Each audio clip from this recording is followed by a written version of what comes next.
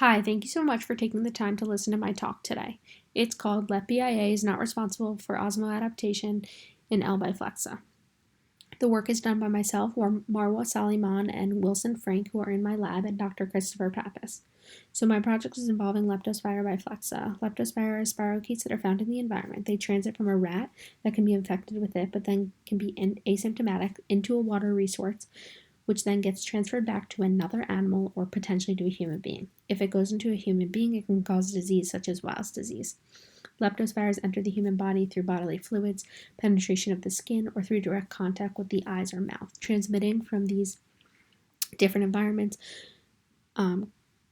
requires adaptations to various osmotic pressure. So from this idea, we developed a random transposon mutant library. We use something called HEMAR1, which is done by my mentor and creates random transposon mutants disrupting genes. I was assigned LB312 and LB2075. So in order to study their sensitivity to salt, growth curves were set up for the wild type and then also for the mutants. So we do this in vitro. We grew them in EMJH, which is the standard way to grow Leptospira. In both 17 millimolar and 100 millimolar salt conditions. Just note that 17 millimolar salt conditions is standard conditions and 100 millimolar causes osmotic stress. Over here we have the growth of wild type. We see that wild type 17 was able to grow at a higher absorbance than 100 millimolar wild type. Over here we have the absorbance here, not cell count. Just make sure you note that. Lastly, here we have now we have the mutants. So we have LB2075, 17 millimolar, and 100 millimolar. So under 17 millimolar and 100 millimolar, they're both able to grow similarly to its wild type, which shows no salt sensitivity. Just note here that the x-axis here is a little bit longer because it took longer to reach stationary phase at this in the 100 millimolar salt conditions. Over here we have LB312. So LB312 was able to grow under similar conditions with wild type at 17 millimolar, but here we can see that the mutant was able to grow a little bit higher than the wild type at 100 millimolar.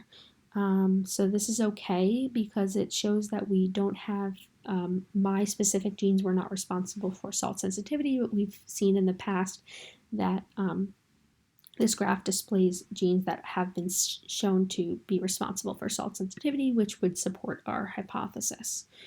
So bioinformatic analysis was done to see what these genes were responsible for, and it revealed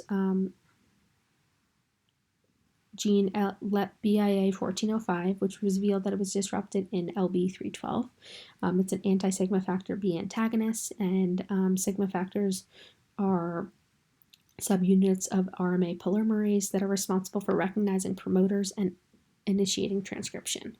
So anti-sigma factors bind to these sigma factors and impede its ability.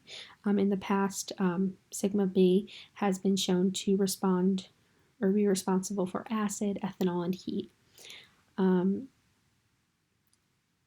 Since the mutants I tested were not sensitive to salt, in the future we can use RNA sequence analysis. We can potentially screen the transposon mutant library or consider using the pathogenic forms. And lastly, I would like to thank the Manhattanville College Biology Department for giving me the opportunity to do this, Dr. Christopher Pappas for his continuous support, and my lab partners Marwa and Wilson.